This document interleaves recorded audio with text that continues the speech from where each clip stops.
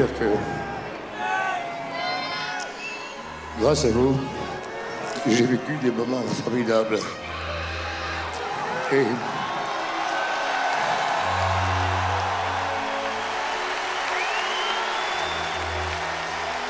vous faites partie de ma vie.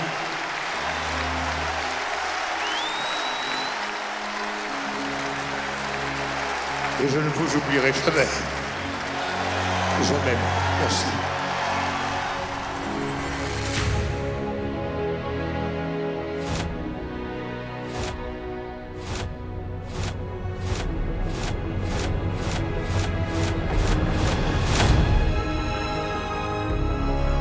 Lui qui avait tout vécu, tout surmonté, a perdu son dernier combat contre le cancer le 6 décembre 2017. Ses proches, ses amis, croyaient pourtant fermement en sa guérison. Il est hors norme, c'est-à-dire qu'il n'est pas comme nous, Johnny. C'est un tel battant. Je pense que, comme d'habitude, il va s'en sortir. Et puis, il faut qu'il s'en sorte parce qu'on a besoin de lui, en plus. On a besoin de lui. Il n'y a pas d'autre à l'idée, il faut le garder, celui-là.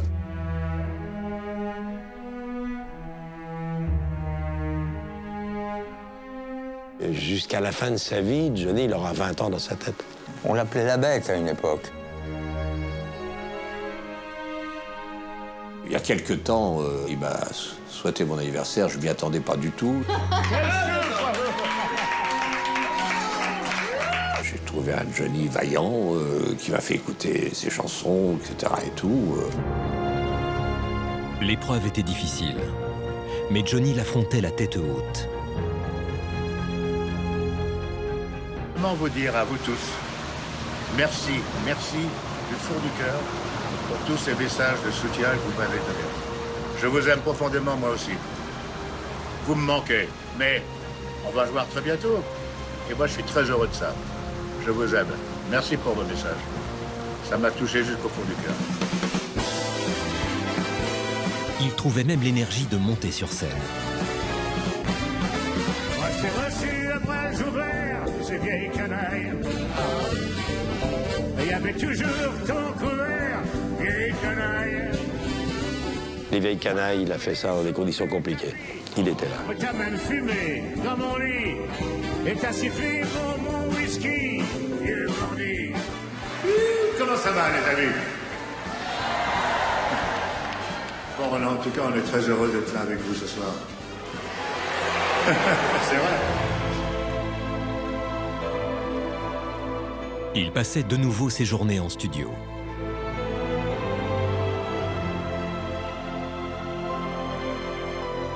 Il y a un mois de ça, je sais que j'ai enregistré quelques-uns des trucs les plus puissants que j'ai enregistrés de ma carrière. Donc forcément avec lui.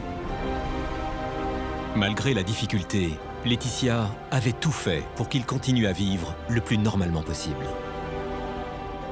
Moi, je la vois comme un ange gardien. C'est hyper dur pour elle, hein. Je te dis tout de suite. Hein. Parce que c'est toi à la maison qui te couches avec lui et c'est toi le matin qui te réveille avec lui. Sa dernière apparition publique remontait au 1er septembre 2017, lors des obsèques de Mireille d'Arc. Le chanteur avait semblé très affaibli. Quelque temps plus tard, Johnny avait été hospitalisé pour détresse respiratoire. Il est rentré chez lui une semaine après, mais les médecins étaient pessimistes. Je peux pas parler de ça parce que enfin bon, vous voyez le résultat que ça a, voilà. Ça me secoue trop. On n'a jamais parlé de ces choses-là avec Johnny, mais jamais. On parle toujours de projet, mais on ne parle pas de fin de partie, j'allais dire. Parler de la fin, c'est quelque chose d'insupportable. Putain, j'ai pas envie de vivre ça. C'est dingue, j'ai l'impression qu'il a pas le droit, en fait. J'ai l'impression que les gens ne lui octroient pas ce droit, quoi. Johnny Hallyday est mortel, voilà, c'est une réalité. Maladie, pas maladie, je sais pas comment, je sais pas quand, mais voilà, il va nous quitter un jour. Et on sait très bien ce que ça va provoquer. Johnny est finalement parti en paix, entouré des siens.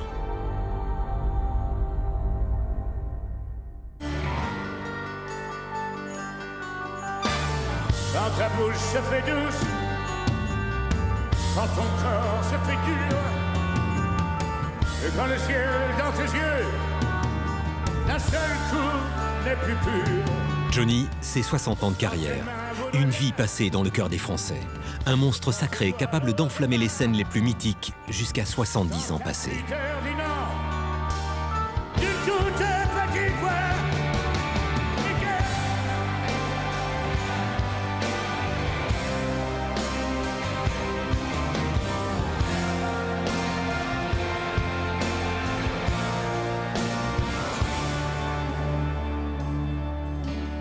Johnny, c'est un personnage unique dans l'histoire, unique. Il a largement dépassé les frontières de la chanson, il est rentré au Panthéon. Je crois qu'il est dans la vie des Français.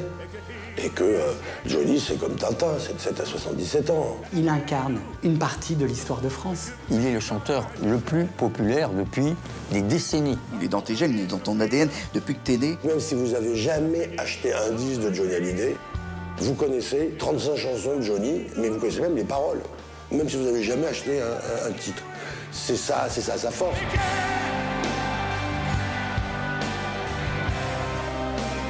Johnny, c'est une machine à tubes.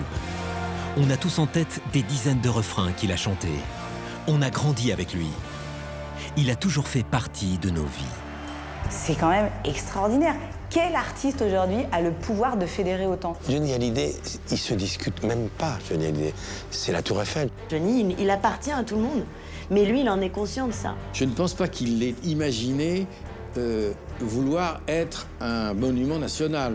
C'est les gens qui le voient comme ça. Lui, c'est Jojo, c'est le même.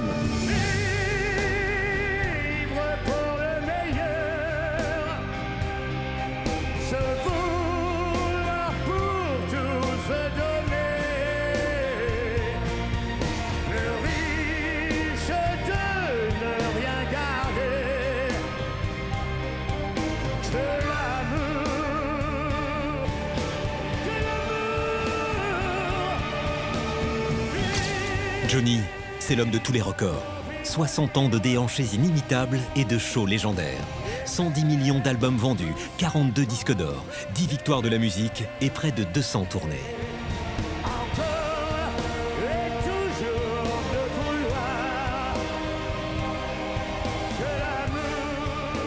Tout ce qui touche à Johnny se transforme en or. C'est un phénomène incroyable. C'est pour ça que quand on fait mon métier, c'est une chance dingue de travailler avec lui. C'est l'équivalent de Frank Sinatra, Johnny Hallyday. Il y a une espèce de panorama comme ça avec plein d'images fortes qui s'ancrent dans votre paysage mental et vous êtes face à un truc, il se passe quelque chose. Johnny est entré dans la vie de tous les Français. Et ceux qui ont eu la chance d'approcher la bête sont tous d'accord. Il est magnétique. Johnny, il est impressionnant physiquement. C'est un monstre de charisme, il a une espèce de... Il est très gentil, donc c'est encore plus désarmant. Il y a un truc de charme fou et absolu chez Johnny Hallyday. À 14 ans, il est craquant, à 18 ans, il est craquant, à 70 ans, il est craquant.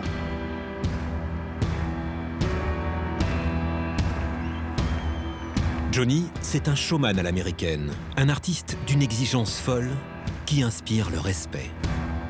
C'est un performeur, il est vraiment dans le mythe et dans le caractère des performeurs à l'américaine. Comme donne l'obscurité, puis la lumière. Comme donne la faim, la soif, puis un festin.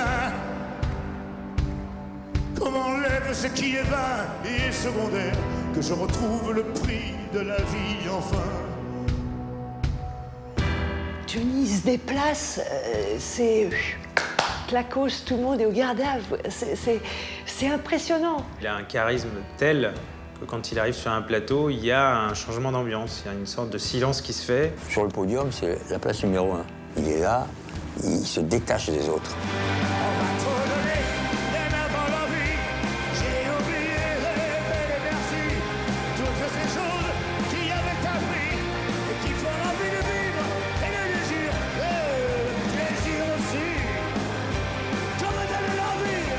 Ce qui fait de Johnny une icône, c'est avant tout sa voix. Une voix reconnaissable entre toutes, qu'il maîtrise à la perfection et qui en fait un interprète hors norme. Ce qui est fascinant avec Johnny, c'est que plus il vieillit, mieux il chante. La voix de Johnny, c'est Château Pétrus. C'est-à-dire que plus ça vieillit, meilleur c'est. S'il n'avait pas grandi dans les années 50 et qu'il n'avait pas pris le rock'n'roll en pleine face comme il l'a pris, et qu'il l'a transformé, ça aurait fait certainement un incroyable chanteur d'opéra, ou un chanteur lyrique.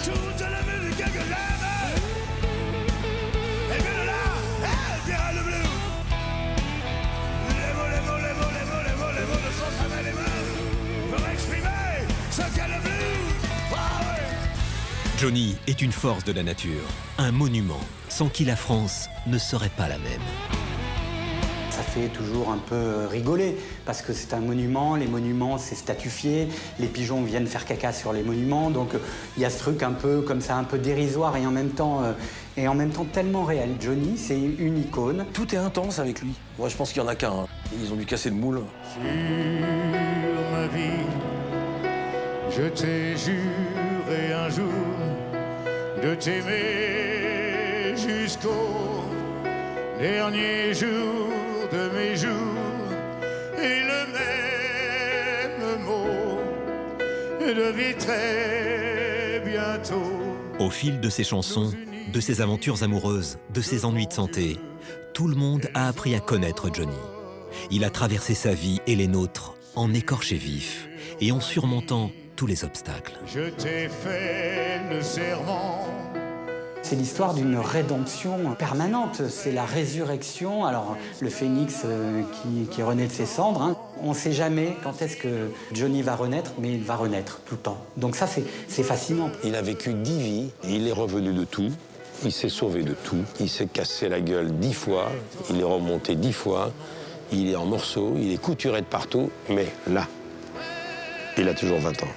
Et même à présent, je tiendrai serment, malgré tout le mal que tu m'as fait sur ma vie. Chérie, je t'attendrai.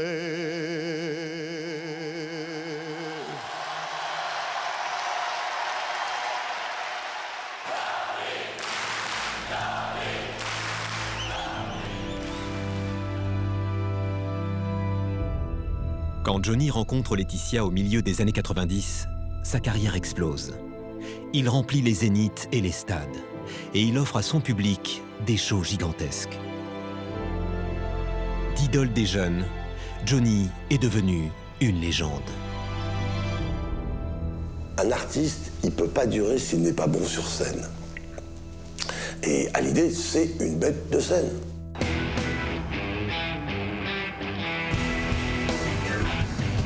Gabriel, je vole mon esprit, ton amour étrangle ma vie. Tant que Johnny vivra, la scène vivra avec lui. Johnny, c'est la scène, quoi. C'est la scène qui fait Johnny Hallyday, c'est une certitude. Je veux partager autre chose que l'amour dans ton lit. Toute sa vie, la seule chose qui leur a intéressé, c'est comment est-ce que je vais faire pour leur en mettre plein la tronche sur scène. Point barre. C'est quand même le phénomène de 4 générations. C'est un monstre sur scène. Qui n'a pas vu Johnny Hallyday sur scène ne sait pas qui est Johnny Hallyday.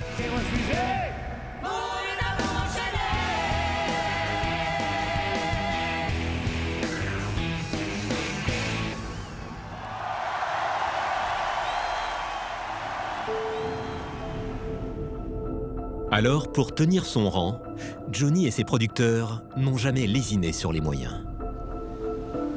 Pour la lumière, il me faut une lumière qui vienne d'en haut. Voilà, je veux une douche. J'essaye toujours de faire des choses un petit peu, oui, qui sortent de l'ordinaire, avec des belles lumières, des effets spéciaux, des écrans, tout ce qui peut faire rêver les gens. Je crois que ce qui est important, c'est de faire rêver les gens, surtout qu'ils voient quelque chose qui les fasse un petit peu fantasmer, quoi.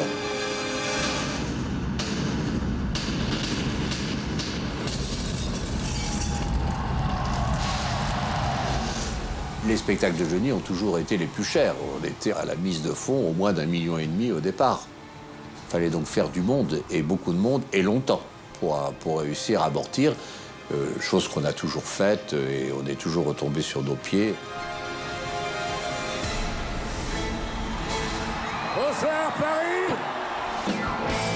Un spectacle de Johnny, ce sont des centaines de personnes qui travaillent pendant des mois et des dizaines de semi-remorques pour être à la hauteur des ambitions du showman. Johnny Hallyday, il est mais plus que mégalo, il est hyper mégalo. Mais sinon, ça serait pas Johnny Hallyday. Tu t'attends pas à ce qu'il fasse des choses petites, moyennes, médiocres. Lui et Camus, il faut être franc parce que c'est les deux, ça a été l'idée de show. Et ces shows novateurs, ils commencent au Zénith en 1984. Johnny entre sur scène dans un immense point métallique articulé. C'est du jamais vu en France. Donc résultat des courses, ben, c'est la star, quoi. C'est la star.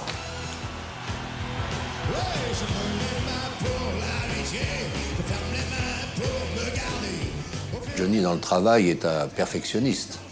Il se réfère toujours à Maurice Chevalier, qui lui avait dit ça. Mon garçon, quand tu fais un spectacle, tu soignes ton entrée et ta sortie, et au milieu, tu leur donnes ce que tu veux. Un jour, Johnny me dit, un soir, le poing, il s'est pas ouvert. Ah ben, j'avais l'air d'un con. Je dis, mais t'es resté combien de temps? 20 minutes. Et comme le poing s'ouvrait pas, il y a un mec qui disait, hey Johnny, tu dors à poing fermé. Ça va pas faire rire du tout.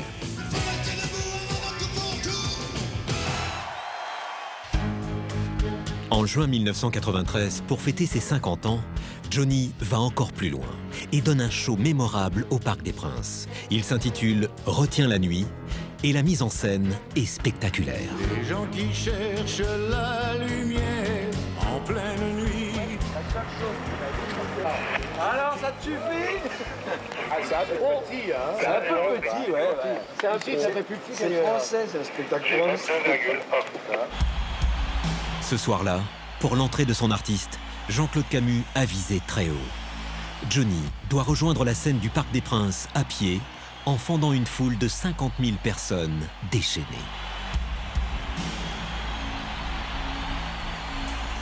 Il n'était pas prévu du tout que moi j'aille, que je parte avec lui. Et je me suis trouvé embarqué, j'ai cru mourir. Un cauchemar pour Johnny et Jean-Claude Camus, qui ont sous-estimé l'hystérie des fans. J'allais être piétiné et c'est Jimmy, mon chef de sécurité, qui a vu. Et je suis arrivé, ben alors comme un paquet de linge sale devant la scène, dans les choses. Ça a été la terreur de ma vie. Mais qu'est-ce que c'était beau. Johnny arrive sur la scène épuisé. Mais en quelques secondes, le colosse est prêt à partir pour 3 heures de show inoubliable.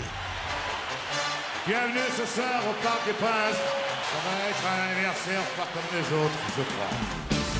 Noir c'est noir, il n'y a plus d'espoir. Oui, gris c'est gris. Et c'est fini. Pour l'occasion, Johnny offre à ses fans le cadeau qu'ils espéraient tous. La foule n'en croit pas ses yeux. Tu me dis... Pour la première fois, 18 ans après leur divorce, le couple mythique Hallyday Vartan se reforme, le temps d'un duo magique.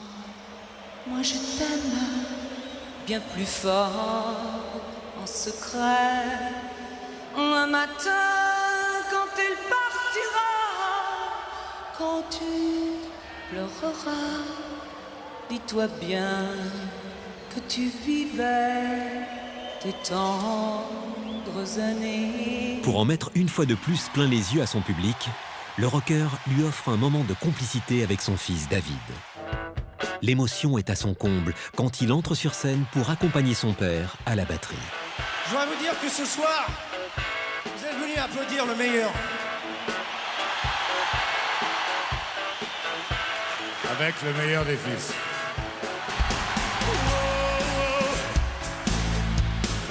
Jolie Sarah, combien de temps encore?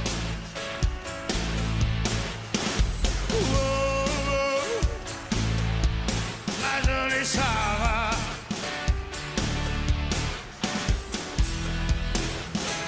attendrai-je ton corps? La foule est conquise et Johnny a gagné son pari.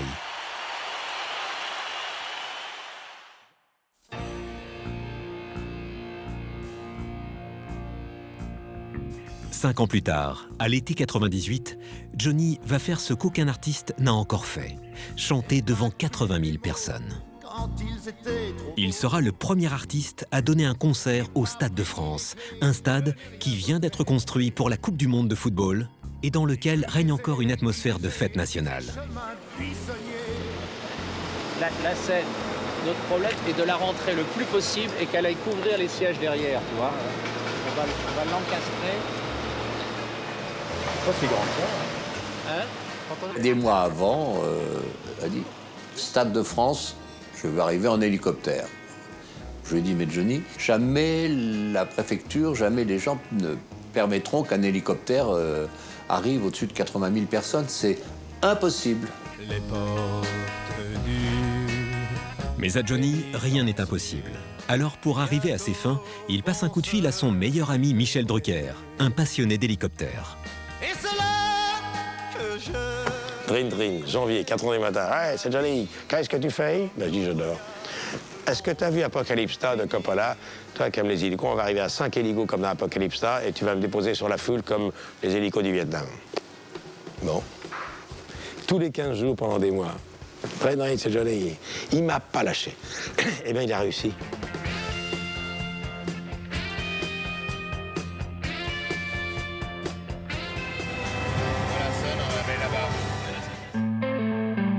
Ce spectacle hors norme, il a été millimétré, préparé pendant des mois. Il faudrait faire éventuellement un passage, etc., revenir, et à ce moment-là, l'élitroyer et le poser éventuellement sur le toit. Et là... Mais pour l'installation, les équipes de Johnny n'ont eu que très peu de temps, car à peine 1 mois et demi avant le show, la France a gagné la Coupe du Monde. Il n'a donc pas été prévu de toit de protection pour l'orchestre.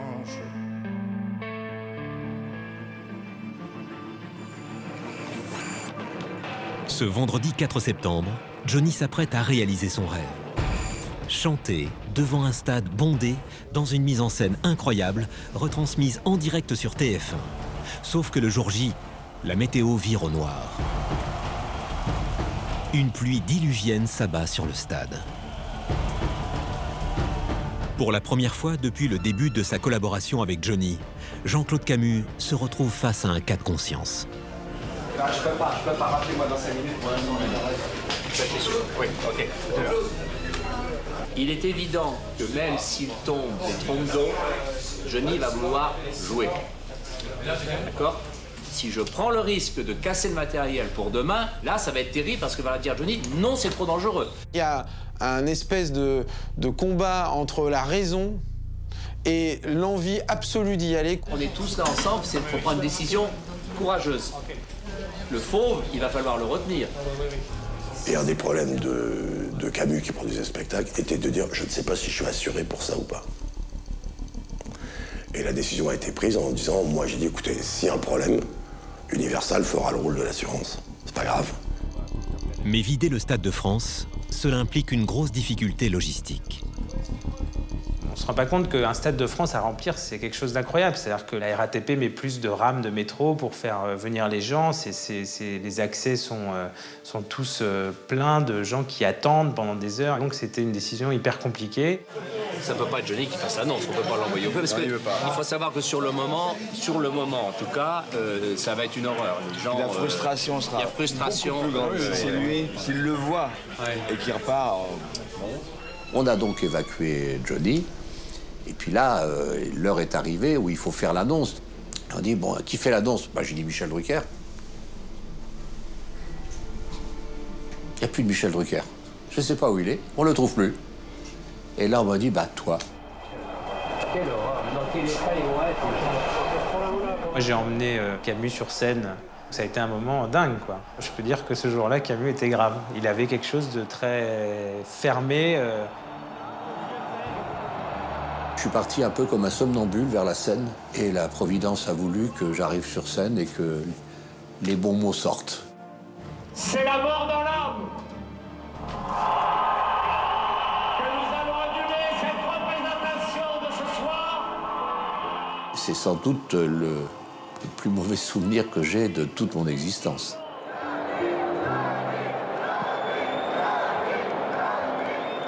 Et alors, là où l'histoire devient amusante, c'est que le soir qui avait été reculé, mais alors il pleuvait, mais il pleuvait. Sauf qu'entre-temps, il avait été mis un espèce de toit de protection qui fait que l'orchestre pouvait jouer. Et son dernier soir, il l'a fait sous la pluie, et c'était sûrement, entre nous, son meilleur concert.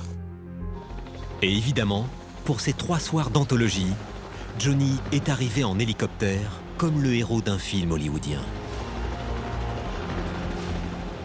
On a 4 minutes 30 de la verticale du Stade de France. Et là, dans un bruit épouvantable, il se penche vers moi et hurle dans les écouteurs. Arrête ça tout de suite, j'ai le vertige. Je dis, mais Johnny, 6 mois de boulot, il s'est repris. Il n'y a pas un mec au monde qui le fait.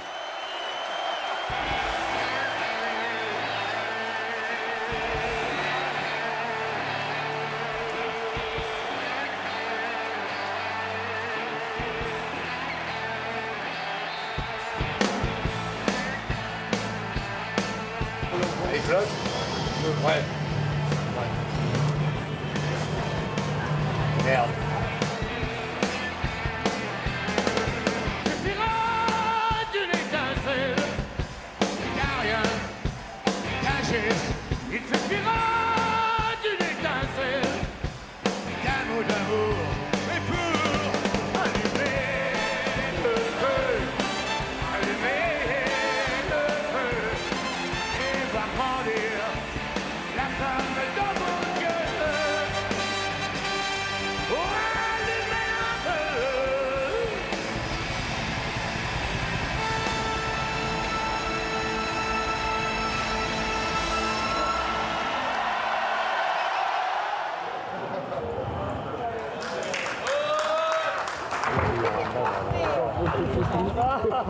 On a gagné. on y va. Bravo, bravo.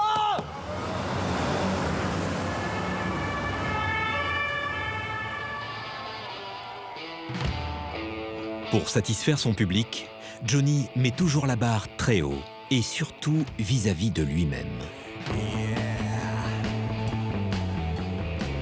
Quand il prépare une scène, vous n'imaginez pas. Il prépare les Jeux Olympiques.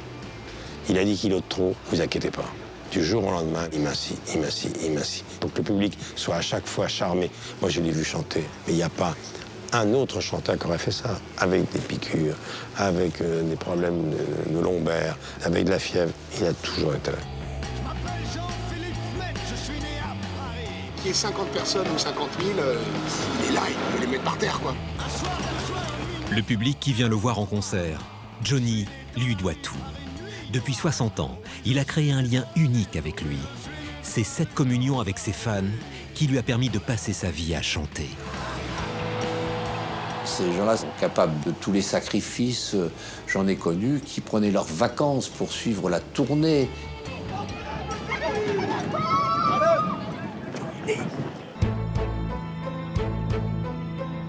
Ça ne peut pas finir. Jusqu'à sa dernière force de sa vie, il lui donnera à ce public tout ce qu'il peut lui donner. Car son public, c'est la famille qu'il s'est choisie. La scène chez Johnny, c'est la vie ou la mort. C'est ça qui compte. Point. Je ne suis que la somme des mains qui se tendent et des cœurs qui attendent. Je suis ceux qui m'ont aimé. N'oubliez jamais que Moi, je vous aime. À bientôt. Un soir de juin 2000, pour déclarer son amour à ses fans, Johnny pousse le curseur. Non seulement il a fait installer une scène immense au pied de la Tour Eiffel, mais en plus, le show est gratuit. 700 000 personnes affluent pour applaudir celui qui est devenu bien plus qu'un simple chanteur. C'est la première fois où il dit « c'est moi qui régale ». Voilà, c'est ce Johnny-là qui est pour moi flamboyant et qui, à ce moment-là, est devenu intouchable. Il n'y a plus personne qui osait dire un truc contre Johnny Hallyday.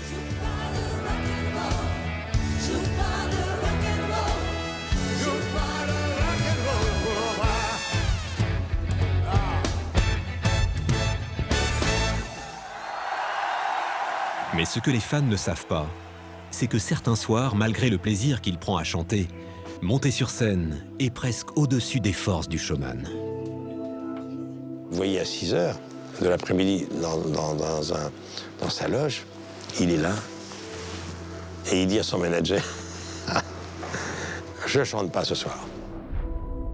Qu'est-ce qui le bloquait? Je ne le saurais jamais. Ce qui est certain, c'est que quand il décidait d'y aller, j'avais fait faire le ménage par mon chef de sécurité, c'est-à-dire qu'il ne fallait pas qu'il y ait un technicien, il ne fallait pas qu'il y ait quelqu'un sur son passage.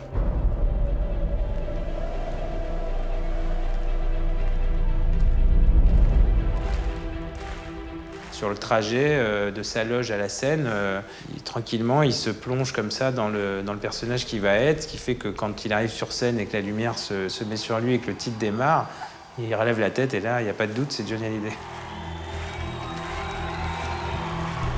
Qu'on me donne l'obscurité, puis la lumière. Qu'on me donne la faim, la soif, puis un festin. Qu'on m'enlève ce qui est vain et secondaire, que je retrouve le prix de la vie enfin.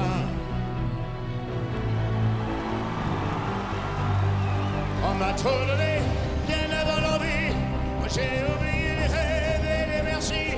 Toutes ces choses qui avaient un prix et qui font l'envie de vivre et de désirer le plaisir aussi. Qu'on me donne l'envie d'avoir envie.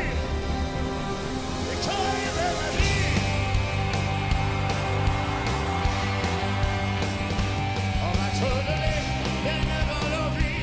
J'ai oublié les rêves et les merci. Toutes ces choses qui avaient un prix, qui font l'envie de vivre et de désirer le plaisir aussi. Qu'on me donne l'envie d'avoir envie.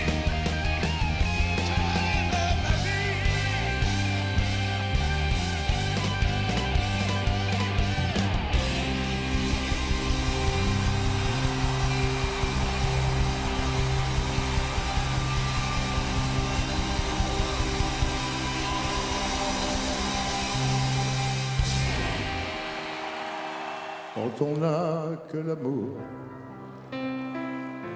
à offrir en partage au jour du grand voyage qu'est notre grand amour.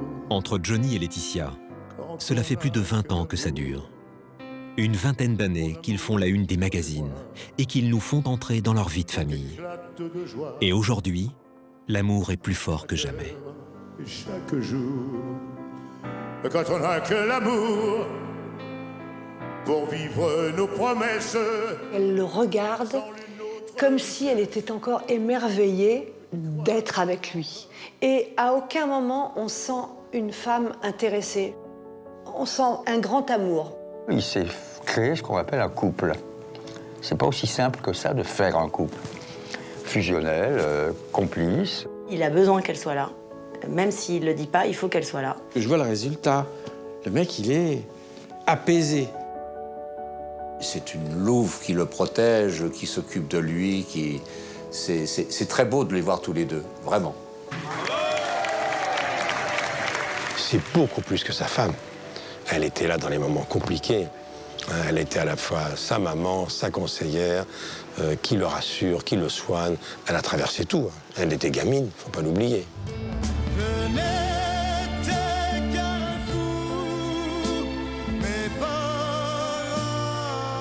Quand Laetitia est entrée dans la vie de Johnny par l'intermédiaire de son père, qui est un ami du chanteur, elle a dû apprendre à le canaliser.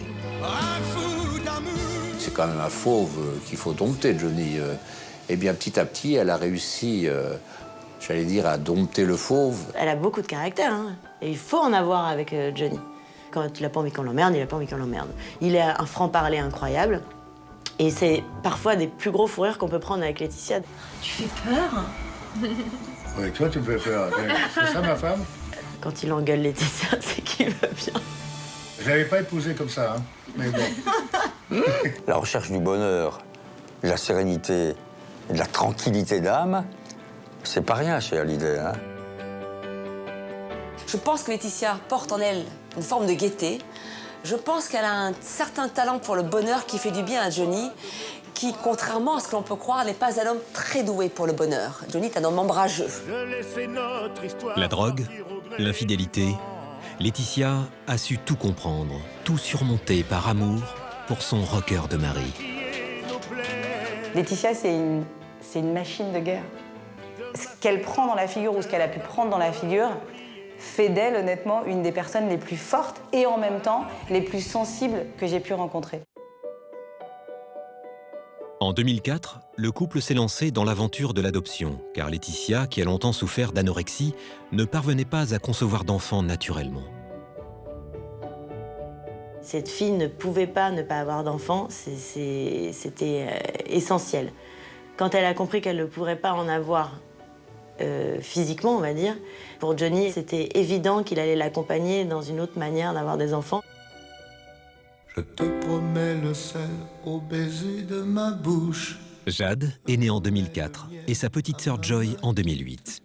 Leur arrivée a profondément changé notre rocker national. À 60 ans, Johnny est devenu un vrai papa poule. Pour que tes nuits soient douces. J'y crois comme à la terre, j'y crois comme au soleil. J'y crois comme au ciel. J'y crois comme à ta peau, à ta peau qui me serre. Je te promets une histoire.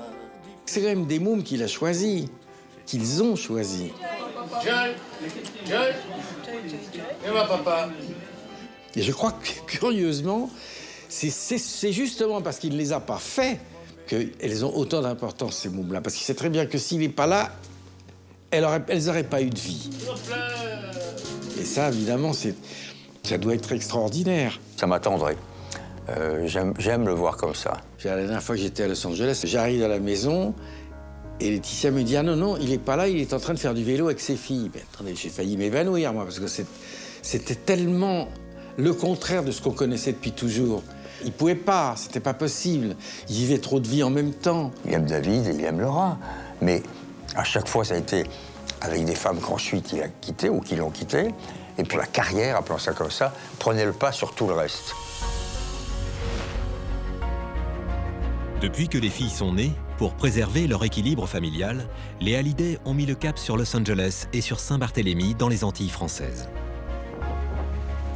La vie de Johnny Hallyday à Paris, c'est une vie de star, c'est une vie où il ne fait pas un pas sans être adulé, crié, sifflé, selfié. Laetitia, on pourrait faire une petite photo, s'il vous plaît? Mais à l'étranger, c'est une vie totalement différente, beaucoup plus au calme, beaucoup plus à l'écart, beaucoup moins dans la lumière. Ce sont les gens qui ont besoin de respirer et de pouvoir aller acheter, je sais pas moi, un pack de bière ou un paquet de céréales pour les enfants sans qu'on se rue sur eux. Alessandra Sublet, dont les parents vivent à Saint-Barthélemy, passe toutes ses vacances avec les Hallyday. C'est quand même plus facile à vivre. Il est chez lui, à bonne température, tranquille. Il regarde beaucoup de films. Et des films de kung-fu et de bataille, etc. Johnny, à la maison, c'est un homme comme tous les autres. Il a envie que sa femme soit là pour lui, qu'elle soit belle, qu'elle soit gentille, que le repas soit bon. C'est des gens comme tout le monde et c'est ce qui est très touchant et très agréable. Ce qui est génial, c'est qu'on vit avec un vrai mec, quoi. On rigole beaucoup, sa gueule, sa vie. Il est tellement statufié dans son statut public. Heureusement pour lui qu'il vit pas comme ça. Un quotidien particulier dans des villas somptueuses.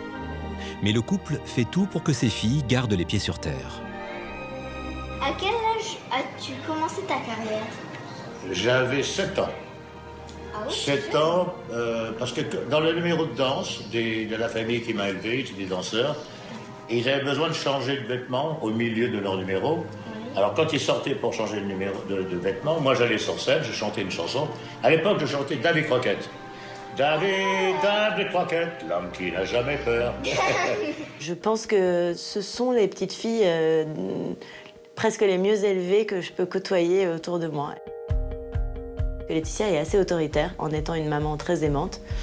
Johnny, quand il a une grosse voix et qu'il a l'intention de se fâcher quand les enfants font des bêtises, personne ne moufte. Hein. Et ça, je pense que Laetitia, elle y est pour beaucoup. Elle l'a énormément poussé à être au cœur de sa famille, Parce que c'est un pilier important, et puis parce que des petites filles, elles ont besoin d'un papa et d'une maman, que tu t'appelles Johnny ou Tartampion, ça reste un père en fait.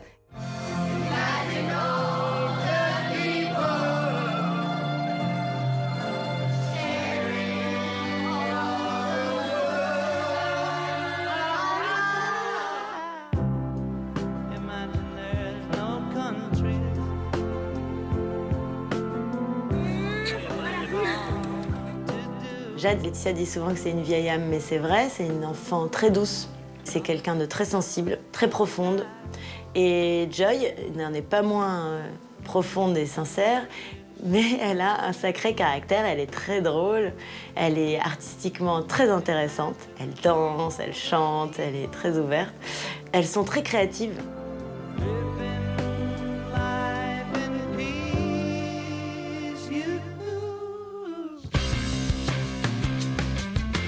Jusqu'ici, Johnny avait toujours vécu pour ses fans, sur scène et surtout sur les routes. Aujourd'hui, c'est sa famille qui est primordiale. Désormais, quand Johnny part en tournée, il ne part plus seul. Son clan se déplace avec lui. Les filles sont toujours là, que ce soit à Los Angeles ou en France. Sur les tournées, elles sont là. Tout est adapté en fonction du planning. Donc la cellule familiale, elle est très forte, elle est très chaleureuse, elle est très présente. On va voir papa? Ouais. On va voir papa chanter? Encore? Il y a quelques années, le couple et les filles ont accueilli sous leur toit Mamie, la grand-mère de Laetitia. Ses parents l'ont eue très jeune et elle a été élevée par sa grand-mère. Elle a ce respect des anciens et de la tradition. C'est comme une tribu. Et à cette tribu familiale, elle rajoute les amis. Une tribu qui se retrouve autour de valeurs simples. L'entraide, le partage. Il y a un truc très particulier chez Johnny et Laetitia, c'est qu'il y a vraiment un côté on est comme à la maison. Et c'est fou quand tu y penses, parce qu'on n'est pas comme à la maison, on est chez Johnny Hallyday et Laetitia, quoi. Donc il y a un moment donné où tu te dis, mais en fait, je suis sur une planète parallèle. Elle cuisine très très bien, mais apparemment comme un chef étoilé. Ça d'ailleurs c'est quelque chose qui a fait que Johnny il a arrêté de sortir, d'aller au restaurant, etc. Il aime bien tout ce qui est épicé. Hein, alors il aime bien les cornichons, machin, il aime bien la moutarde, il aime bien les piments, il pourra en manger tous les jours. Vous ouvrez son réfrigérateur, il n'y a que des choses qui sont mauvaises pour l'estomac. Elle aime bien rassembler les gens autour d'une table, toutes les générations. Il m'est arrivé de faire des fins de soirée, donc à 2-3 heures du matin chez eux, avec 2-3 convives qui disent en fait on a un peu la dalle. Et Laetitia qui dit mais pas de problème, je vais vous faire des pâtes. Mais elle te fait pas des simples pâtes, elle te fait des petites pâtes avec une petite sauce, les petites épices qui vont bien. C'est pas des bonnes pâtes, c'est des très bonnes pâtes. La générosité des Hallyday, elle dépasse le cadre familial. Depuis la naissance de Jade, Laetitia enchaîne les missions humanitaires. J'aimerais maintenant vous parler de quelque chose d'important. Il s'agit de notre monde. Comme dit l'ambassadrice de l'UNICEF en France, ma femme, Laetitia Hallyday,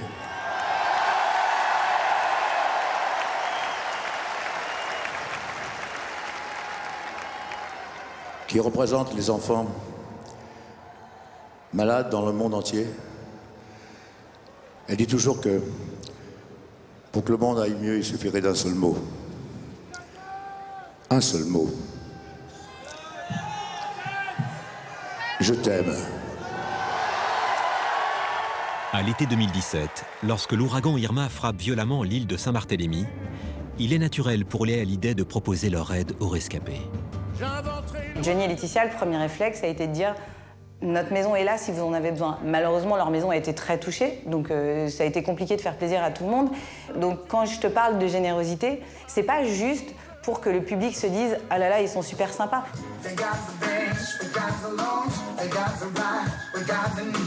Johnny avait plus de 70 ans, mais il a tout fait pour garder le cap et rester à la page.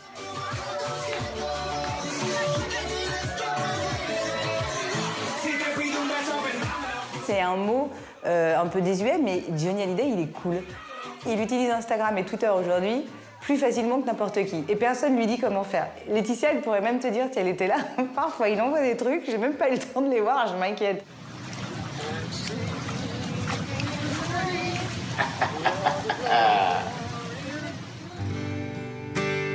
Pour atteindre cet équilibre et cette douceur de vivre, les Hallyday ont dû se battre.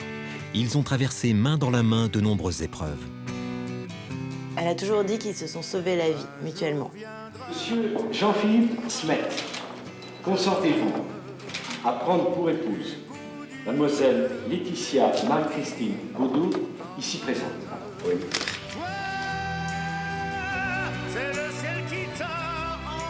Car quand Laetitia a épousé Johnny sous le feu des projecteurs le 25 mars 1996, un an jour pour jour après l'avoir rencontré, elle a dû faire face aux critiques. Johnny et Laetitia, j'ai vu arriver une petite jeune fille. On se demandait si les choses allaient tenir, jusqu'au moment où je me suis retrouvé témoin de leur mariage. Pendant longtemps, on a cru justement que c'était juste cette femme un peu ingénue avec ces petites phrases, évidemment, m'amour, etc., où on se disait, mais qui est-elle? Et puis, à la force de son poignet à elle, elle s'est fait une place dans le cœur du public, parce que Johnny Hallyday, il appartient d'abord au public. À l'époque, Laetitia est une jeune mannequin de 21 ans aux boucles rousses et à la voix d'enfant. Si elle avait le même âge, si elle était dans le même métier, ça ne marcherait pas. Ce qui a marché, c'est que justement, il y avait des contrastes entre eux. Ils se sont donnés tous les deux des choses, ils ont tous les deux grandi ensemble, d'une certaine façon. 2009 a été une année terrible pour le couple. À 66 ans, alors qu'il vient de finir exsangue, ce qui devait être son ultime tournée, le Tour 66, Johnny est hospitalisé d'urgence à Los Angeles. Il souffre d'une très grosse infection qui se généralise. En cause, une hernie discale mal soignée et un cancer du côlon enrayé, mais qui a affaibli le showman. Johnny, c'est pas quelqu'un qui se ménage du tout. Il se fait opérer en novembre-décembre 2008 pour une hernie discale et il ne se repose pas. Et lorsqu'il arrive à Los Angeles, c'est un homme épuisé qui est au bout du rouleau. Dans l'avion, il souffre tellement que je crois qu'il se bourre de cachets, il boit et il essaie de supprimer la douleur. Et heureusement que Laetitia l'a amené très très vite. Mais alors quand je dis très très vite, et faire ça aux États-Unis, c'est brûlant les feux rouges et tout dans la voiture, de ce qu'il souffrait, etc. et tout pour l'amener à l'hôpital. On est obligé de le plonger dans un coma artificiel, déjà parce qu'il souffre énormément, et puis en plus il faut se débarrasser de ses addictions. Il faut qu'il arrête de fumer, il faut qu'il arrête de boire, pour vraiment laisser son corps faire le boulot, parce qu'il est au bord de la septicémie. Les Français vivent au rythme des bulletins de santé de Johnny. Notre patrimoine français, c'est Johnny. Même le président de la République, le président Sarkozy, va avoir un mot à ce moment-là, au cours d'une allocution qui n'a rien à voir. Je voudrais dire à Johnny Hallyday les vœux que l'on forme pour que sa santé s'améliore. Johnny restera 2 semaines au Cedars-Sinai de Los Angeles. À sa sortie, le chanteur a perdu sa voix. Il la retrouvera au terme d'une longue convalescence de près d'1 an. Depuis cette période noire et cette première alerte sur la santé de Johnny, Laetitia a pris les rênes de sa vie. Elle a tout fait pour le remettre d'aplomb et pour qu'il ait enfin une vie saine.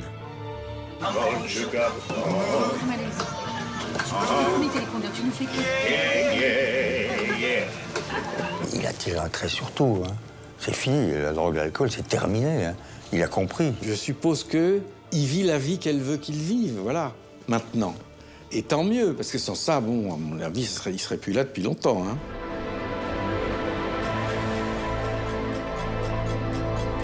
Du rock au blues, à la pop, en passant par les ballades, Johnny a su tout chanter. Depuis 60 ans, il ne cesse de se réinventer. Il a transcendé tout ça pour devenir un genre à lui tout seul. Quoi ma gueule? Qu'est-ce qu'elle a ma gueule? Quelque chose qui ne va pas. Elle ne te revient pas. Oh, je sais que tu n'as rien dit. Son véritable point fort, ce qui lui a permis de traverser les époques en restant au-dessus de la mêlée, c'est sa voix. Car Johnny est un chanteur né. Johnny, c'est l'autodidacte pur du chant. Il n'y a pas de technique, il n'y a pas de cours, il n'y a rien. Lui, il fait « Ah !» On y va, terminé. Ça, c'est fait. Voilà. C'est ça la séance d'échauffement de Johnny Hallyday avant d'enregistrer une voix. Dans les années 90 et les années 2000, il se met à avoir une espèce de velours de patin dans la voix qui est absolument remarquable.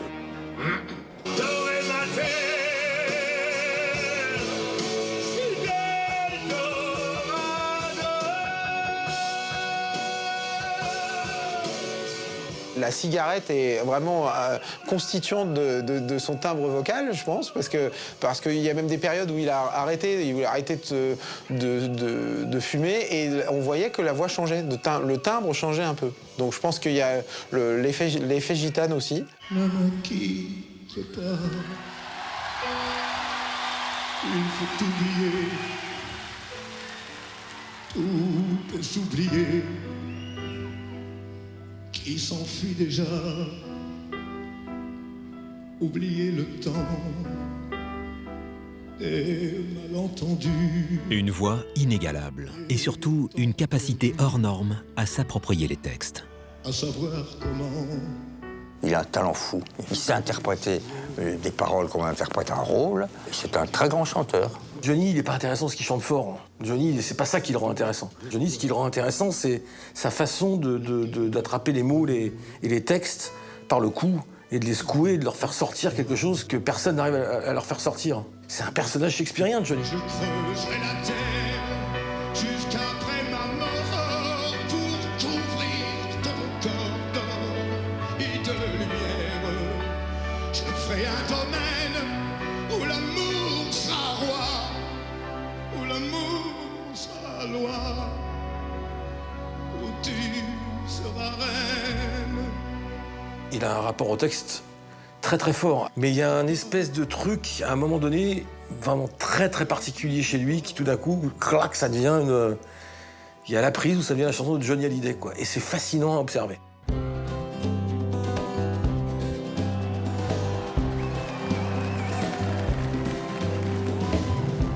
À force de briser dans mes mains des guitares, dans des scènes violentes, sous des lumières bizarres.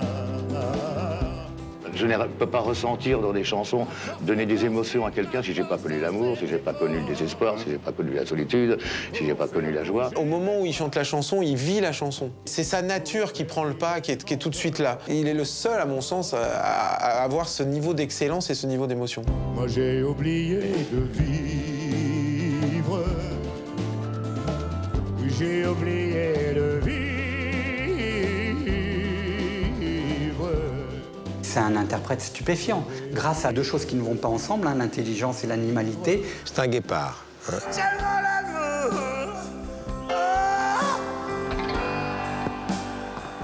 C'est un instinctif, c'est un animal, Johnny. Il sent les choses, il a un instinct phénoménal. Être au niveau de Piaf, par exemple, c'est le seul. Parce qu'il est à fond, parce que l'émotion est totale, parce que l'engagement est absolu. Tout le monde a envie d'écrire pour Johnny. Il se passe quasiment pas un jour où je rencontre pas quelqu'un qui me dit oh, est-ce que tu veux pas, j'ai fait une chanson, est-ce que tu veux pas la faire écouter à Johnny?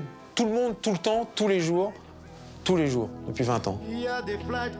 Johnny a toujours su qu'il fallait qu'il fasse appel à des talents différents pour rester dans l'air du temps ou tout simplement pour l'aider à dire ce qu'il avait sur le cœur. Sa vie n'est plus mise en scène. Au début des années 60, il chante comme tous des adaptations de chansons américaines. Bon, les types qui faisaient les textes, c'était pas Marcel Proust, hein, donc les textes étaient un peu faiblards. Hein, on va danser baby, tout ça c'était quand même juste. Tout de suite, il a compris à un moment donné qu'il fallait, fallait quand même dire des choses. Et là, il s'est adressé à des types bien, parce qu'ils se gourrent pas. Hein. On a tous quelque chose en nous de Tennessee. Cette volonté de prolonger la nuit. Au milieu des années 80, ce sont les mots de Michel Berger qui lui ont permis de rebondir et de ne pas se laisser dépasser par une nouvelle vague de chanteurs à texte.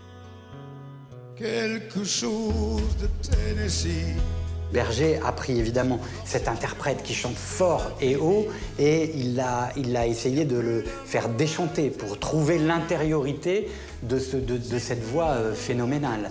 Michel, est-ce que vous accepteriez de me faire une chanson? Et Michel le regarde. Une chanson, Johnny? Non. Un album ou rien.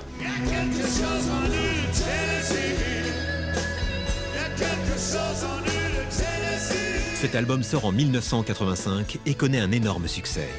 Il regorge de tubes comme Rock'n'Roll Attitude, Diego, Le chanteur abandonné et bien sûr, Tennessee.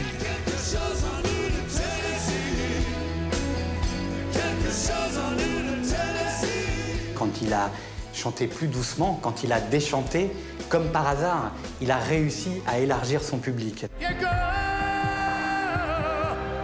Libre dans sa tête, derrière sa fenêtre, s'endort peut-être. Johnny, il a toujours fait des albums avec des gens très très différents et rarement 2 fois de suite avec les mêmes personnes. Il a fait qu'un seul album avec Berger, qu'un seul album avec Goldman.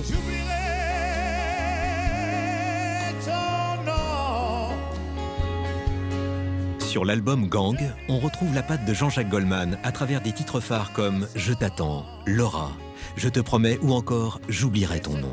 Des titres qui sont entrés dans l'inconscient collectif. J'avais cette blessure, c'était toi encore. Il est très compétent dans ce qu'il fait. C'est lui qui demande plus que nous à refaire parce que ça lui paraît pas bien, pas assez juste, etc. Il est fin de semaine quand les autres me l'ont volé. Jusqu'au lundi matin. 5h40. Tu veux pas tout faire là? Ouais, bon, si tu veux, je fais du...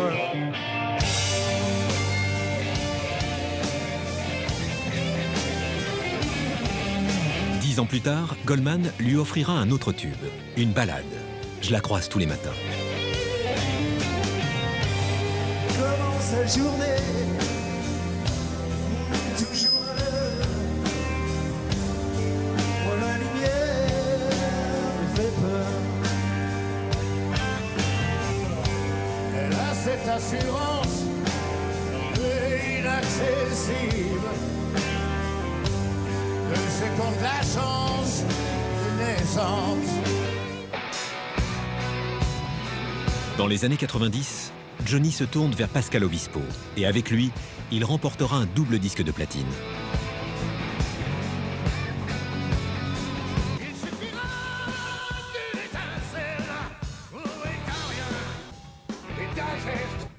C'est super ce passage. Comment il est ce micro-là?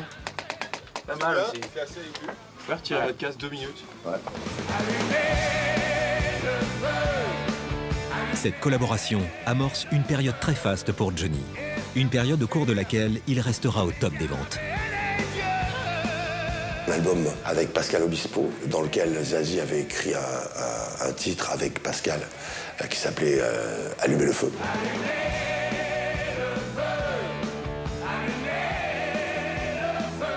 Cet album a fait plus d'1 million. Donc ça a été vraiment le moment où Johnny est revenu en tête des ventes.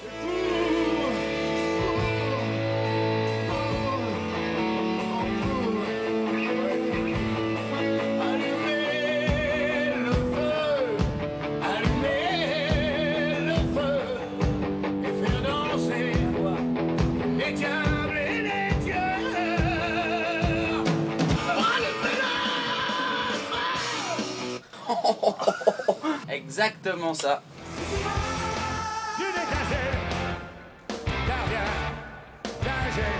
Et 20 ans après, le tube n'a pas pris une seule ride. Et d'un mot d'amour pour allumer le feu, allumer le feu, et faire danser les diables et les dieux.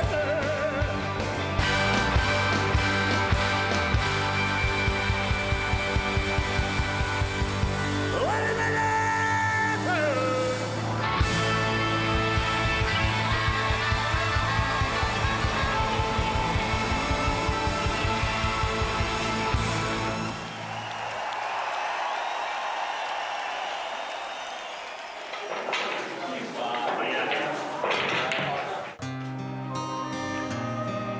En 1999, un an après le carton d'Allumer le feu, Johnny fait appel à son fils, David, pour lui écrire l'album 100%. J'ai pas toujours trouvé les mots pour bercer tes rêves d'enfant. Ensemble on est devenus grands. Le bon point. Le succès est phénoménal et avec lui, le rocker décrochera son premier disque de diamant. On s'apprivoise au jour le jour. Ils ont fait un album fabuleux tous les deux. Je pense pas que quelqu'un puisse faire ça s'il n'y a pas cette complicité, ce rapport de père à fils, quoi. Au-delà de nos différences. Avec 2 millions d'exemplaires vendus, 100% reste aujourd'hui encore le plus gros succès commercial de Johnny.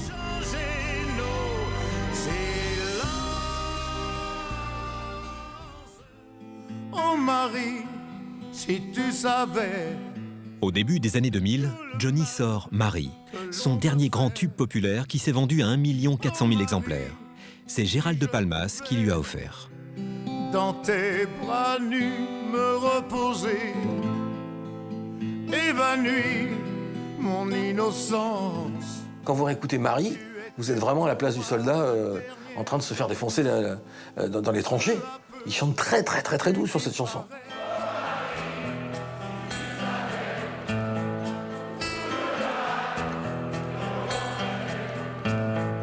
Oh Marie, oui j'attendrai qu'au ciel tu viennes me retrouver. Après toutes ces années, il est toujours à fond. Et en plus, je crois que ça marche encore mieux, même maintenant, qu'avant. Donc, si tu veux, c'est extraordinaire d'une carrière comme ça. Et mon âme à l'enfant que tu voulais. Johnny a une telle puissance vocale que tous les chanteurs redoutent de chanter avec lui. Seuls quelques grands chanteurs à voix ont relevé le challenge. Parmi eux, Florent Pagny, qui après s'être perdu dans les coulisses du Stade de France en 2003, arrivera paniqué et essoufflé sur scène. En privé, Johnny ne se gênera d'ailleurs pas pour lui dire qu'il a mal chanté.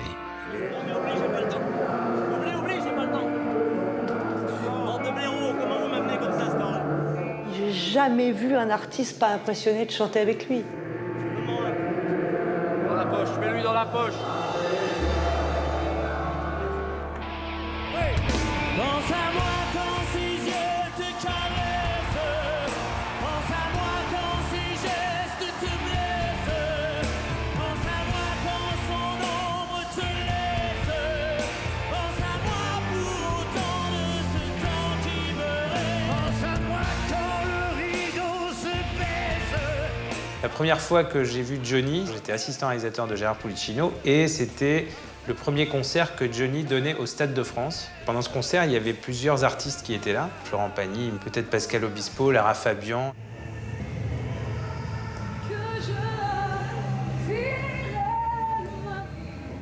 C'est moi qui emmène les artistes en bord de scène pour les faire rentrer au moment de leur titre. Et donc je voyais la peur de la plupart des artistes parce qu'ils savaient chacun que de chanter avec Johnny, c'était hyper compliqué. Je vous préviens, n'approchez pas. Que vous soyez flic ou badaud, je tue celui qui fait un pas. Non, je ne ferai pas de galop. Éteignez tous ces projecteurs et baissez vos fusils braqués. Non, je ne vais pas m'envoler sans elle. Mon ciel. Ses yeux, sa bouche, ma vie, c'était son corps, son corps.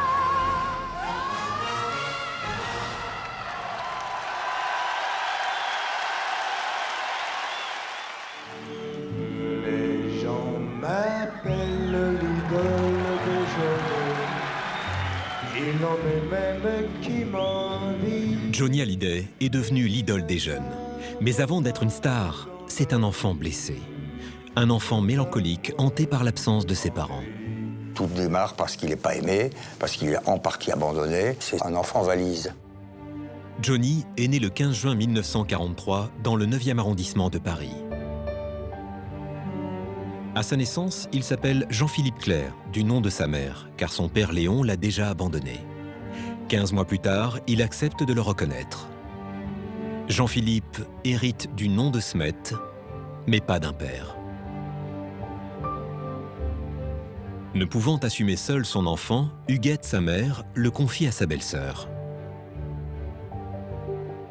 Johnny, il dit lui-même qu'il n'a jamais prononcé le mot de papa ou de maman dans son enfance. C'est assez violent quand même.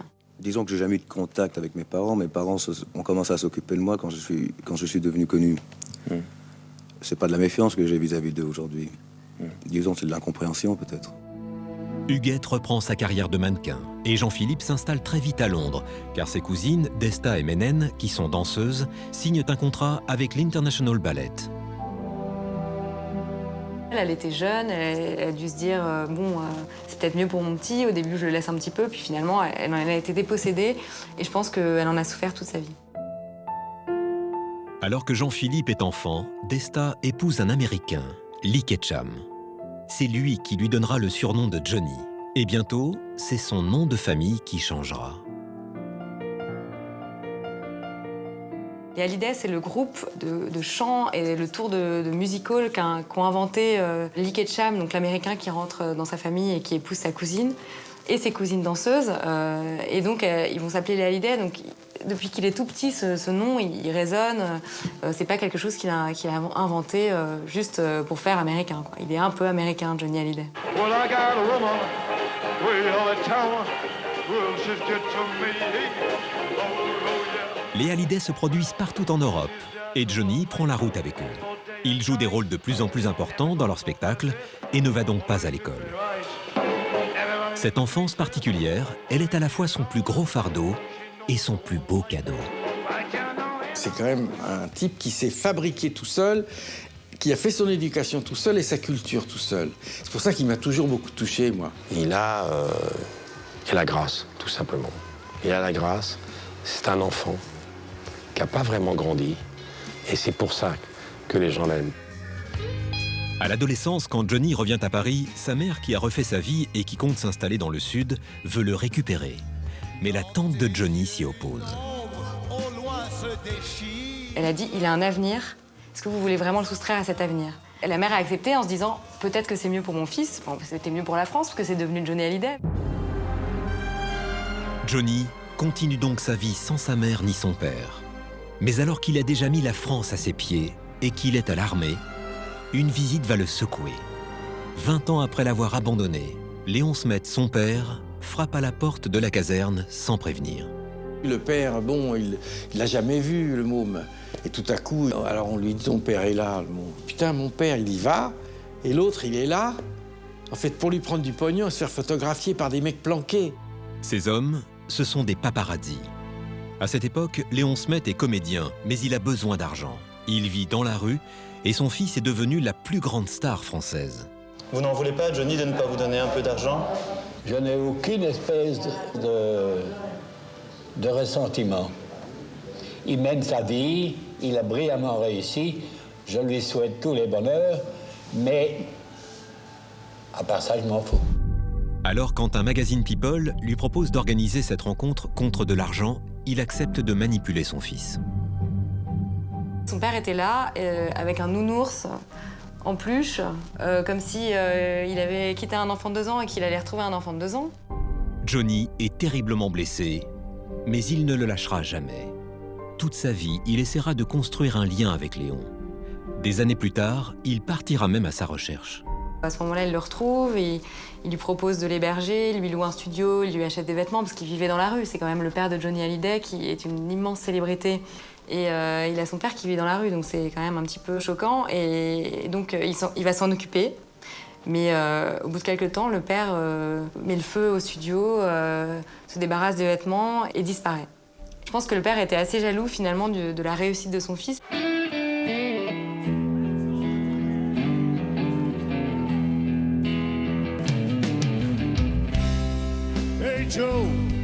Léon tournera systématiquement le dos à son fils, mais ne se privera jamais de profiter de sa fortune. La générosité du fils ne pouvait pas durer. En général, il finissait par couper les ponts. Mais ce qui est dingue, c'est que le père, apparemment, il était assez culotté parce que quand il était en Belgique, il n'hésitait pas à dire qu'il était le fils de Johnny pour signer les notes d'hôtel et les notes de restaurant, et le fils payait toujours. En novembre 1989, Léon Smet meurt à Bruxelles. Et malgré tout ce que Johnny avait à lui reprocher, c'est lui qui a organisé ses funérailles pour éviter qu'il finisse dans le carré des indigents. Quand Johnny est arrivé en limousine avec son staff, etc., on l'a laissé tout seul, on a fermé le cimetière, on l'a laissé tout seul pour faire un dernier hommage à son père, pour un dernier face-à-face. Sur la tombe de son père, il était tout seul. Vous imaginez ce que je vous raconte? Avec sa mère, Johnny parviendra à dépasser la rancœur. À chaque tournée dans le Sud, il passe un moment chez elle. Elle a eu 2 petits garçons qui sont aujourd'hui complètement anonymes, qui ont préféré rester dans l'anonymat. Je sais qu'ils sont en contact, qu'ils ont déjà été le voir en concert et que quand Johnny passait dans la région, quand il était en tournée, il allait forcément voir sa mère et il voyait ses petits frères. Et je pense qu'il voyait aussi la vie de famille que lui n'avait jamais eue. On sentait beaucoup de tendresse entre sa mère et lui. Et lui, aux petits soins pour sa maman, ne sachant pas quoi faire pour lui faire plaisir. Elle, cuisinant pour recevoir son fils qui adorait manger. Ce qui est très beau, je trouve, c'est que beaucoup plus tard, il va prendre soin de sa mère comme il ne l'a jamais fait. C'est très, très touchant de voir à quel point il aura eu du mal à réparer leurs conneries. On n'efface jamais son enfance. Mais soit elle vous aide, soit elle vous détruit. Moi, je pense que d'une certaine manière, les souffrances de Johnny l'ont fabriqué.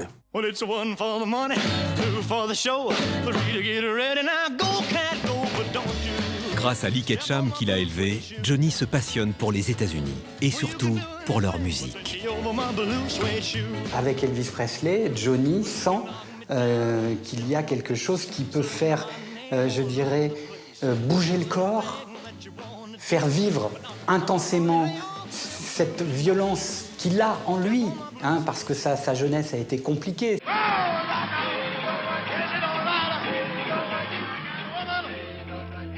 Et quand il le voit au cinéma dans Amour frénétique, il a une intuition. On le sait maintenant, c'est dans cette salle que s'est jouée sa carrière. Il dit, c'est ça que je veux faire. Il y a au balcon des filles, et chaque fois que Elvis chante, elle crie. Et pour lui, ça aussi, c'est un signal très très fort de ce que cette musique peut provoquer. À cette époque, Johnny écoute tout ce qu'il peut écouter. Il s'entraîne, il peaufine son jeu de jambes et son déhanché. Il s'exerce avec Eddie Mitchell et Jacques Dutronc sur le tremplin du Golf Drouot, qui devient avec lui le temple du rock'n'roll. Eddie Mitchell va chez Johnny Hallyday, va écouter avec Jacques Dutronc les disques de Johnny Hallyday. Ma mère me dit régulièrement, tu n'as plus rien, tu perds ton temps. Très vite, Johnny sort du lot. Il est repéré par une maison de disques et devient la coqueluche de Salut les copains, le rendez-vous quotidien incontournable des fans de rock. Si vous voyez la photo mythique de Salut les copains, qui est au sommet de l'échelle? C'est Johnny, comme par hasard. Il est arrivé en retard, demande à Jean-Marie Perrier. Ils avaient oublié d'enlever l'échelle. Il arrive en retard. Au lieu de se mettre au 2e rang où toutes les stars étaient, lui, il a dit non, c'est pas grave, je te retarde pas, il est monté au-dessus de l'échelle. Je pense qu'on ne peut pas comprendre Johnny si à un moment donné on se dit pas, ce gars, il a toujours voulu, il a toujours tout fait pour être numéro 1. Eh bien, Johnny Hallyday, venez. Il a 16 ans, je crois. 17. 17, vous voyez, ça change tout. À la fin des années 50, Lynn Renaud lui donne sa chance dans l'École des vedettes, l'équivalent de la Nouvelle Star aujourd'hui. C'est cette prestation qui va le faire décoller. Mais sa carrière se fonde sur un demi-mensonge. Pourquoi s'appelle-t-il Johnny Hallyday? Il s'appelle Johnny Hallyday parce que son père s'appelle Hallyday. C'est tout simple, il fallait y penser. Oui, mais le père est américain, je suppose. Le père est américain et la maman française. Alors c'est un produit moitié français, moitié américain. Grâce à Lynn Renaud, Johnny rentre dans la télé de papa. Johnny rentre dans les foyers en France, dans la télé noir et blanc. Je vous retrouve en mon cœur et vous faites rafleurir tous mes rêves de bonheur. Je me souviens des soirs de danse. Quand il commence à être connu, le jeune Johnny se lie d'amitié avec Charles Aznavour, qui est déjà très célèbre. Le chanteur devient son père de substitution. Il l'invite régulièrement dans son ranch de Montfort-l'Amaury et un jour, au cours d'une balade à cheval, Johnny est contraint de lever le secret sur ses origines. Il l'a emmené pendant des heures et des heures chevaucher. Johnny n'a rien dit parce qu'il était censé être américain issu d'un ranch. Et au bout de plusieurs heures, il s'est plaint parce qu'il avait super mal au dos et apparemment il était en sang. Et Aznavour lui dit mais je croyais que tu avais grandi dans un ranch, t'as jamais fait de cheval en fait? Non, c'est ma première balade. Et voilà comment Aznavour a découvert qu'en fait il s'agissait d'un mensonge monté pour faire vendre par la maison de disques. C'est donc Aznavour qui a marié Johnny avec les Français en lui donnant un précieux conseil.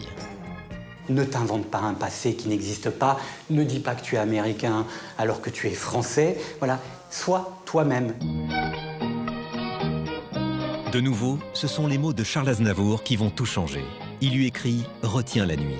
Retiens la nuit pour nous deux jusqu'à la fin du monde. Et il fait du jeune rocker une idole au look assagi, prêt à partir à la conquête de la France entière. Ce vagabond, retiens la nuit avec toi. Tu sais, elle paraît si belle. Retiens la nuit, mon amour, qu'elle devienne éternelle pour le bonheur de nos deux cœurs. Arrête le temps et les heures, je t'en supplie, à l'infini. Retiens la nuit. Merci beaucoup.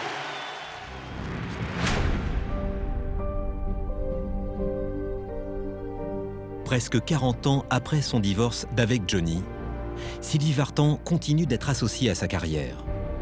Car le début de leur idylle dans les années 60 fait fantasmer toute une génération et va changer le visage de la jeunesse française.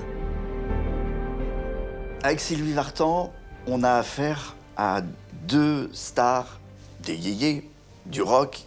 On a un couple qui s'équilibre par son nombre de fans, par la manière dont ils s'expriment sur une scène, par l'art qu'ils manipulent ensemble. Ce soir, je serai la plus belle pour aller danser. Danser. Sylvie, elle aussi, est en train de devenir une immense star quand son frère Eddie lui présente Johnny après un concert à l'Olympia. Ce qui est incroyable, c'est qu'ils s'aiment. Bon, aucune attachée de presse aurait pu rêver d'un truc pareil. Il y a des gens qui pensaient que c'était bidon. Bidon, mais non, ils s'aimaient vraiment. Cette fille-là, mon vieux, elle est terrible. Attends un peu, à que je travaille. Quand je pourrais me la payer content. Le couple devient immédiatement mythique et fascine les médias. C'était deux beaux animaux ensemble. Hein, une biche et un lion, quoi, si j'ose dire. C'est les deux anges terribles qui s'unissent, qui unissent leur solitude, mais qui incarnent aussi cette volonté pour la jeunesse d'exister et de dire au monde que le monde ne sera plus jamais comme avant. 3 ans et demi après leur coup de foudre, le journal télévisé est interrompu pour annoncer les fiançailles des deux stars de la génération yéyé. Bon, tout d'abord, est-ce que vous avez vraiment l'intention de vous fiancer? Ah. Oui, enfin, on n'a pas l'intention puisqu'on l'est déjà. Oui. C'est fait? Oui. Vraiment? Oui. Officiellement? Oui. Depuis combien de temps, Sylvie? Oh, depuis 2-3 mois. Quand vous serez marié, n'avez pas peur de vous embourgeoiser un peu? Je suis pas encore marié. Non? Dans combien de temps? Je sais pas, j'ai encore mon service militaire à faire. Ça est encore loin de ça. Pour l'instant, entre Johnny et Sylvie, tout est simple. Espérons que cela restera ainsi longtemps, très longtemps. Le 12 avril 1965, alors qu'il est à l'armée, Johnny profite d'une permission pour épouser Sylvie dans un petit village de l'Oise. Un mariage sous le feu des projecteurs. C'est du jamais vu en France. Des milliers de personnes se massent autour d'eux. Sylvie a peur et Johnny semble perdu. Sylvie Georges Vartan va prendre pour légitime époux Jean-Philippe Léo Smet, plus connu sous le nom de Johnny Hallyday. Ce jour-là, Jean-Marie Perrier était leur témoin. et il se souvient que Johnny était comme désorienté.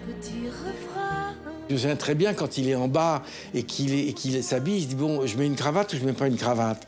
Bon, parce que lui, c'est un mec, il a rêvé d'Elvis Presley, c'est un rocker et tout à coup, bon, là c'est un autre rôle. Finalement, il met une cravate. Bon, mais au-dessus, Sylvie, elle est dedans à fond, elle. Elle a la robe. Bon, ça y est, ça y est, c'est fait. Monsieur Jean-Philippe Léo Smet, consentez-vous à prendre pour épouse Mademoiselle Sylvie Georges Vartan, ici présente? Oui. Mademoiselle Sylvie Georges Vartan, consentez-vous à prendre pour époux Monsieur Jean-Philippe Léo Smet, ici présent? Oui. Au nom de la loi, nous vous déclarons unis par le mariage. Pendant la cérémonie, Johnny est entouré de ses amis et de quelques proches. Mais ses parents ne sont pas là.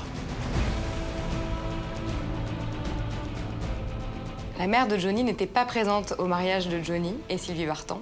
Il y a eu un reportage photo qui a été fait dans un France Dimanche. On l'a pris en photo en train de regarder le mariage à la télévision, comme tous les Français. Un an à peine après ce mariage qui a émerveillé la France, Sylvie donne naissance à David, le premier enfant de Johnny. Mais dans son couple, les tensions sont déjà là. Johnny n'était pas prêt à devenir père. On le voit d'ailleurs dans cet extrait où il sort de la clinique là, quand le môme est né. Bon, le soir, il a un spectacle. C'est très, très difficile d'allier tout ça. Très. Je sais que Sylvie est fatiguée. Maintenant, vous repartez, vous ne restez pas à son chevet? Malheureusement, non, je chante ce soir à Venise. Il faut partir tout de suite, alors? Oui, j'ai un avion, c'est pour ça. Oui. Bon, bah écoutez, on vous laisse. Heureux papa, bien sûr. Merci, au revoir et merci. Merci. Johnny ne sait pas ce que c'est qu'une vie de famille. Il ne sait pas rentrer tôt chez lui. Il ne sait pas donner le biberon. Il ne sait pas passer une soirée devant la télé. Il ne sait pas passer une soirée calme. Sylvie a épousé une star au mode de vie très rock'n'roll. Et très vite, elle doit supporter ses infidélités, alors qu'elle a grandi dans une famille très traditionnaliste. Il vivait à 100 à l'heure, le mec, à l'époque. Il lui a fait vivre un enfer. Bah, parce que il était jamais là, et puis il y avait les gonzesses, et puis voilà, il faisait ce qu'il pouvait pour allier ces deux vies. Mais c'était pas possible. Sylvie songe à le quitter. Je crois qu'au bout d'un an, environ, elle voulait divorcer. Et c'est sa mère qui a dit à Sylvie, ma petite fille, on ne divorce pas comme ça si vite. Donne une chance à ton couple. Tu savais qui tu épousais. Il faut apprendre à être patient. Et elle a écouté sa mère. Les portes du pénitencier. À cette période, Johnny s'enfonce aussi dans l'alcool et dans la drogue. Il vit de son côté et Sylvie et David du leur. Que je finirai ma vie. Lui, il est tellement excessif. En plus, il a une santé, les mecs, je sais pas comment il fait. Donc, il aura tout essayé, le mec, tout. Tout pour, peut-être pour échapper à beaucoup de choses, pour échapper à sa vie, pour échapper à son quotidien. L'idole des jeunes commence à avoir des problèmes avec le fisc et il perd pied peu à peu. Il a commencé à gagner de l'argent et la personne qui devait déclarer aux impôts son argent, etc., ne l'a pas fait. Donc il s'est fait redresser et donc il a commencé, au bout d'un certain nombre d'années, à avoir des problèmes d'argent. Quelques mois après la naissance de David, Johnny tente de mettre fin à ses jours en avalant des médicaments et en se taillant les veines dans sa salle de bain. Il doit faire la fête de l'humanité. Il est donc très attendu et il ne viendra pas. Et on apprend le lendemain matin qu'il a fait une tentative de suicide et il expliquera quelques jours après qu'il est extrêmement désolé mais qu'il n'en pouvait plus, qu'il était fatigué, qu'il était éreinté. Johnny a touché le fond. Mais en très peu de temps, il va trouver le moyen de rebondir. C'est là où il enregistre cette chanson « Noir c'est noir » qui va faire revenir Johnny en tête du hit parade. Noir c'est noir, il n'y a plus d'espoir. Tilt Magazine, 65, à Douai, 3000 personnes. C'est ma première télé. Et Johnny revient avec Noir c'est noir. Et on rentre à 2h du matin. On est comme ça tous les deux. Il y a un peu de brouillard en janvier, il dit rien. Il me regarde et dit, est-ce que tu crois que Noir c'est noir, ça va marcher? Silence. Je fais le compteur. 180, 190, 200, 205. Et à chaque fois, il me dit, tu crois vraiment que ça va marcher? 210. Moi, je suis comme ça, je regarde surtout le compteur. À 230, j'ai dit, Johnny, on ne saura jamais. À mon avis, on ne saura jamais quelle va être la suite de notre carrière. En revanche, savoir comment on est mort, ça oui, ça je peux te dire, c'est fini. Après cette tentative de suicide, le couple Hallyday-Vartan tente de se donner une seconde chance et se retrouve pour un duo mythique. Dis-moi pourquoi tu es mon seul problème. Dis-moi pourquoi tu es mon seul souci. On récolte la vie que l'on sème. Mais quand vient l'amour, on est un peu surpris. Si tu n'es pas vraiment l'amour, tu lui ressembles. Mais Johnny n'est définitivement pas taillé pour une vie de famille. Missionnaire humanitaire. Au début des années 70, alors que son fils David est tout petit et que Sylvie espère encore que Johnny va changer, il tombe fou amoureux d'une jeune chanteuse, Nanette Workman. Et avec elle, il va se détruire. Moi, je l'ai connu, je l'ai vu, effectivement. C'est le diable incarné, d'une certaine manière. C'est la beauté fatale, la beauté du diable. C'était trop, il y a eu cette histoire avec la fille, la Canadienne, qui était vraiment, mais alors, ça c'est des pousseuses, ça c'est des tueuses, ces filles-là. Bon. Alors, elle a emmené vraiment tout en bas. 15 ans après leur mariage, les deux idoles finissent par se séparer. Sylvie s'installe de l'autre côté de l'Atlantique à Los Angeles. Elle veut se reconstruire loin de l'hystérie qui entoure encore et toujours le phénomène Hallyday. On ne peut pas ne pas avoir des remords quand on est Johnny que Sylvie s'en va. Malgré son divorce et son déménagement, Sylvie restera adorée par son public et profondément liée à Johnny. Je pense qu'ils se sont beaucoup aimés. Il reste, quoi qu'il arrive, 50, 60 ans plus tard, des traces. Johnny n'aura pas réussi à construire avec Sylvie la vie dont il rêvait, et son divorce aura des conséquences sur la relation entre le chanteur et son fils. David vit à 10 000 km de la France et voit très peu son père. David vivait à Los Angeles, son père à Paris, donc il ne se voyait pas si souvent que ça. Il a été, pendant toute sa jeunesse, son enfance, extrêmement protégé par Sylvie Vartan, sa mère, de toute la furia qui entourait Johnny Hallyday. Et Sylvie Vartan ne s'est jamais perdu dans le star system. David Hallyday non plus. C'est probablement plus un Vartan par l'éducation qu'il a eue, oui, probablement. À l'inverse, je dirais que Laura Smet, elle est une Hallyday. 3 ans après son divorce d'avec Sylvie, Johnny tombe fou amoureux de la comédienne Nathalie Baye. De leur idylle très exposée naîtra Laura, la première fille de Johnny. Ça s'est bien passé? Oui, très bien, oui. Très bien. C'est une petite fille qui pèse 3 kg 950 grammes. Et elle s'appelle Laura, voilà. Laura, il y a tant d'hommes que je ne suis pas. Il y a tant de phrases qu'on dit que je ne te dirai pas. Oui, Laura. Dans la famille Hallyday, celle qui ressemble le plus à son père, c'est sa fille Laura. Elle aussi a connu de près l'alcool et la drogue. Ces mots tendres qu'on sait, moi je ne les sais pas. Nathalie, c'est quelqu'un de très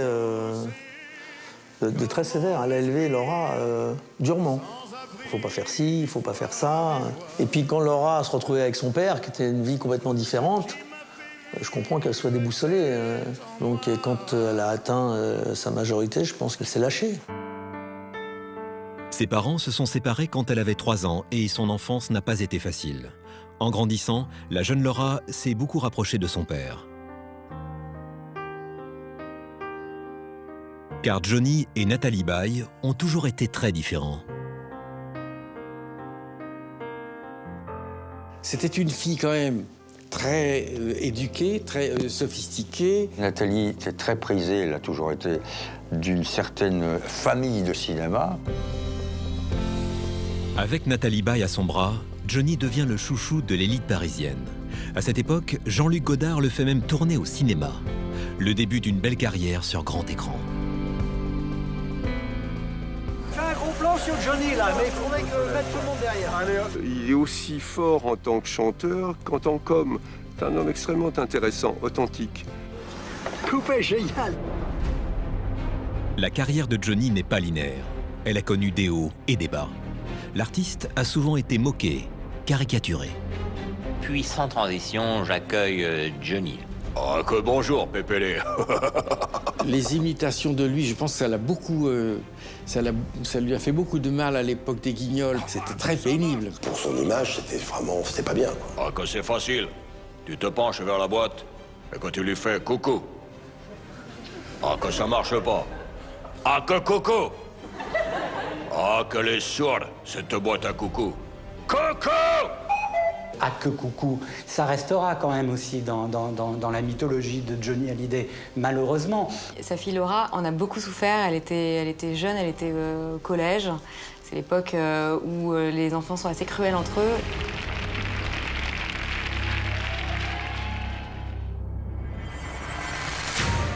Après 3 ans d'une histoire d'amour compliquée, pour Nathalie Baye et Johnny Hallyday, la rupture est inévitable. À un moment donné, les démons Hallyday l'ont rattrapé. Et ça s'est mal terminé.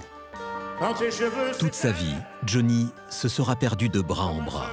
Au total, il aura épousé 5 femmes. Babette Etienne aura été son épouse pendant 2 mois et 2 jours dans les années 80. Quant à son mariage, ou plutôt ses 2 mariages, avec Adeline Blondiot, ils ont été très compliqués. Il faudra à Johnny l'indomptable une dizaine d'années avant de rencontrer Laetitia, celle qui parviendra à l'apprivoiser. Aujourd'hui, Johnny Hallyday laisse toute une tribu derrière lui et des millions d'orphelins. Il aura passé 60 ans à nous faire chanter, danser, rêver. Que je t'aime. Que je t'aime. Que je t'aime. Que je t'aime.